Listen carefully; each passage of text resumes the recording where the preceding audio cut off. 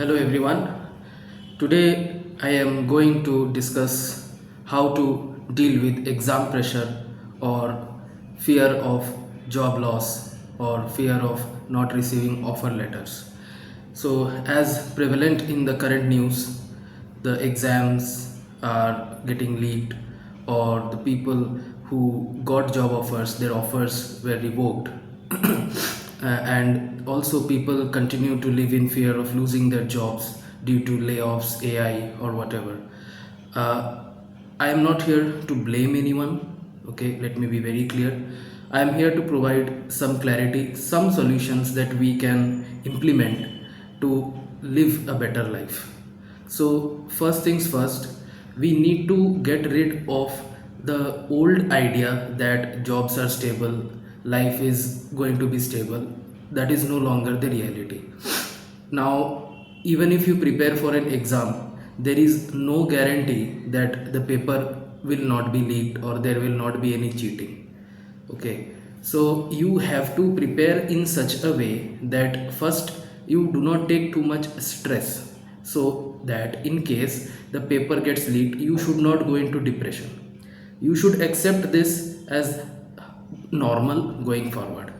This is how things are going to be. There will be cheating, papers will get leaked, offers will get revoked, people will get laid off. You have to accept this as a harsh reality of the current age, and you have to adjust your mindset and your preparation process accordingly.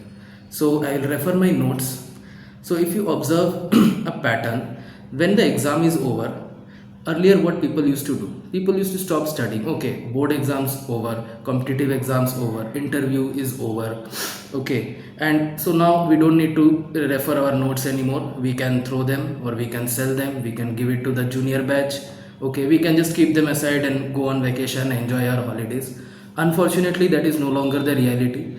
There are people who have scored really well in exams only to know that the paper was leaked, so there will be a re-exam. Okay, so all that effort, ultimately they will feel that it goes wasted, and since they have thrown their notes or donated their notes, so now they do not have the resources to prepare for the re-exam. Okay, so first mistake that people do these days is that they discard their notes, they stop preparing the moment they complete their exams. This is the first mistake. You should not stop preparing for the exams or interviews. Even if you have got good marks in the exam, you are sure of getting good college admission, if you are sure of getting placed, even if you get information that okay, you have been placed in a good company in the campus placements in the early weeks. Okay, good companies come in the early weeks of the final year in campus placement, in 7th semester early weeks. So if you get placed in the early weeks, and since the college campus, okay, that follows a policy of one person one job and one job one person. So once you get a job offer, you cannot sit for placements. So because your job offer is you have received the job offer. So what happens is, in recent news, so what has happened, at the last stage, when they are about to pass out and when they are about to receive their joining letter, the offers are revoked. So now the placement season is almost over, and they, even if it is not over, they cannot sit for placements because they have already got a job. So even if the offer is revoked, they are helpless now. So now they, what happens is, from the first 2 weeks up till the end of the last year, it is almost 1 year difference. For 1 year they have stopped preparing because they know that okay, I have got the job, what is the need to prepare? So they stop preparing, and what happens, the offer gets revoked. So now again they have to start preparing from scratch because they have lost touch. Okay, and this is going to be the reality. So that is why I am saying, I'm not here to blame anyone. This is the situation these days. So even if you get a job, you should not stop preparing. Even if you get a job during campus placements, keep preparing for off campus. Have 2-3 options in case the campus placement offer gets revoked. You should not be in a position where you do not have a job. You should have offers from at least 2 other companies, so that in case even one job offer is revoked, you have other backup options. So you will not be that tensed or that worried. Similar in the case of joint entrance exams like NEET or AIEEE or any exams, even board exams. Always assume that paper is going to be leaked, or there will be a re-exam. Always assume and don't stop preparing. Even if your exams are over, do not discard your notes, do not discard your lecture recordings. Keep preparing at least, I say at least 2 weeks. Even after the paper is over, at least for 2 weeks, do not lose touch. You never know, the things you study in the exam, they may be asked in interviews in the future, or there may be a re-exam. So if you do not lose touch of what you are studying, it is easier for you to recover from these setbacks. If you lose touch, you will feel sad, you will feel that I put in so much effort and what was the use of that. So again I have to start from scratch. So even if you crack the exam with good marks, keep studying, don't stop your study. Even if you crack a good job offer in your campus placements, do not stop studying. Even if you get an offer letter, even if you join the company, do not stop studying. Always keep preparing for interviews, always keep your resume ready, always keep preparing for the relevant online exams that are required for your career progression. Never stop preparing. That is the key message in this time. We cannot be laid back and say that okay, I have cleared the exam, I have got the job, now everything is fine, nothing is going to happen to me. No, there are no guarantees in today's world. So we always have to keep preparing. Now, having established that point, I want to tell you certain tips that you can follow to reduce the amount of mental pressure that you feel during preparation. So there are a few mistakes. I am again referring to my notes. There are a few mistakes that students make during preparation that actually increases their mental pressure.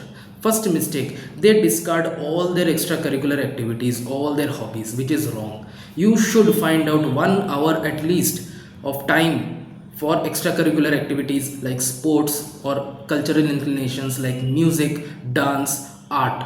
Okay, find some time. These activities give you a break from study. They make your mind fresh. Go outside, mix with people, talk to people. Okay, share your thoughts and feelings with family and friends. Do not get isolated. Do not just sit in one room and keep studying for hours at a stretch. Take breaks every 1 hour. Get up from your seat, stretch your neck, stretch your shoulders, do some physical exercise so that you don't feel pain in your neck and shoulders. Okay, give rest to your eyes every 1 hour. Drink 1 glass of water. Keep yourself hydrated. Eat your food on time. Get proper sleep. No need to wake up at 4 in the morning. It's not necessary. Get 8 hours sleep.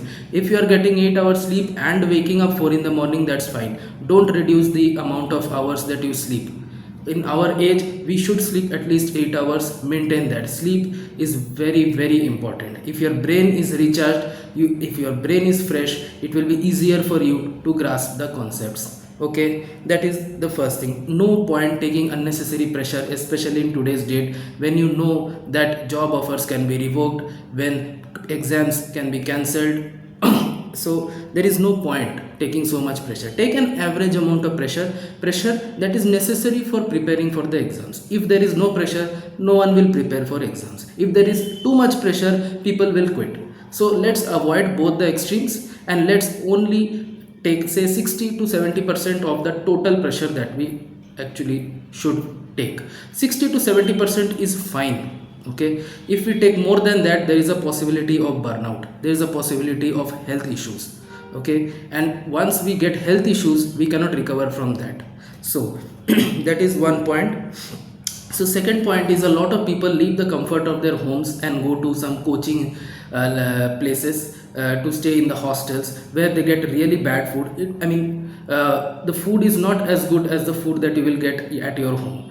Nowadays, the technology that we have, we do not need to leave our hometown. Okay, we can study using the resources that are available at our doorstep. We have internet. In case you don't want to use internet because there are too many distractions, it's fine. You can still purchase books online. You can still purchase books from the nearby bookstore. You will get the notes. You will get everything available at your doorstep. You do not need to unnecessarily go to a hostel and stay isolated from friends and family, always being in your room and then in the coaching again back to your room and eating bad quality food. No need to live a life like that. Enjoy your life. Do disciplined time boxing. Set a time. Okay, this much time I will dedicate to playing, this much time I will dedicate to practicing music or dance or any kind of art. Okay, this will help your mind be fresh for grasping the concepts. Okay, when you keep studying, that will create more pressure. There is a capacity till which the brain can absorb concepts. After that it needs a break. This second main thing that people miss out on simply because they are stressed about the examinations is they miss out on weddings, functions, family functions. There is no need to do that unless your exam is too close. Say your exam is just 1 month away.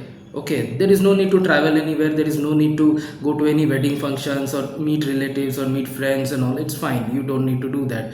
But if it is like, say your exam is in March and you have a function to attend in December, go for it. You will feel better. You know, you don't have to study all the time. You go and meet your friends, you meet your relatives.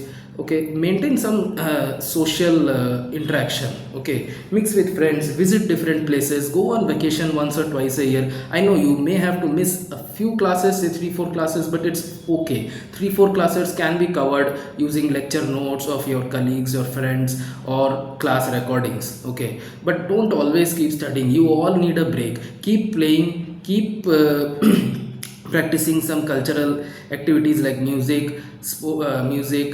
art, dance, but also keep studying. Don't just keep studying alone. Okay, that is a sure shot way to end up getting pressured and getting depressed. It is a sure shot way. So don't take that much pressure. Okay, explore all options that are available to you. This is another point. Do not just think that, okay, if this exam I do not pass, then I cannot do anything good in life. No, there are other options. Do not restrict yourself to one particular exam. Appear for multiple exams, different colleges, different universities, and conduct different exams, state level exams, district level exams, national level exams. Keep appearing to different exams, and wherever you get, just go. Don't waste time. Don't keep taking too many year drops. Okay, so any exam, don't give more than 2 to 3 attempts. Even if it is allowed to have unlimited attempts, don't give more than 2 attempts. The third attempt also you should try only if you score really well in the second attempt, but you lose out by a very small margin. Say 1 or 2% you lose out, then okay. The third attempt you will have a very good chance of clearing. But in the first 2 attempts, if you are not able to achieve that much score, if you are distant from the cutoff, then it's best not to go for a third attempt. Don't waste your time. Don't take any year drop. Don't waste your youth. Okay, take the admission where you are getting, and along with the college studies, try to prepare for the entrance exam again. If you get a better score, fine, you can always change the college and again start from first year. And if you don't, in that case you can continue with your current college studies. So in that way there is nothing to lose. Do not take year drop. It is not worth. The risk is not worth. The pressure is not worth. Okay, do not take a gap year. Okay. Then we also have the point of missing vacations. Okay, like we want to visit a hill station, or we want to visit a beach, something that we like, something that will change the environment around us. We should definitely go to that. I'm not saying you go to those vacations during the exam months, but at least 3 months, 4 months before you can go. 4-5 days of vacation is okay. If 4-5 days, if you miss studies, it's not going to affect much if you have studied really well throughout the year. And if you have not studied well throughout the year, in that case also 4-5 days is not going to make much of a difference. Okay, so might as well just relax. Keep learning other skills. Keep learning basic home skills like cooking, cleaning. Okay, basic life skills like driving and swimming. Whatever you can learn in your extracurricular, keep learning. Have a vibrant life. Do not restrict it to just studies. Okay, that's the point. And main thing, parents, please I request you, do not create too much pressure. As you can see, the amount of pressure they already are in is just too much. Don't create on top of that. Okay, ask them to explore multiple options. Let the students not be restricted to one option, like only this kind of doctor or only this kind of engineer only. No, let them explore other options based on whatever marks they get, and some way or the other they will get an employment if their aptitude, logical reasoning, critical reasoning, verbal reasoning skills are good, interview skills are good. Somehow or the other they will get the jobs. Message to the students is very clear: do not stop preparing. I repeat, do not stop preparing. This is a lifelong event. Okay, thank you very much.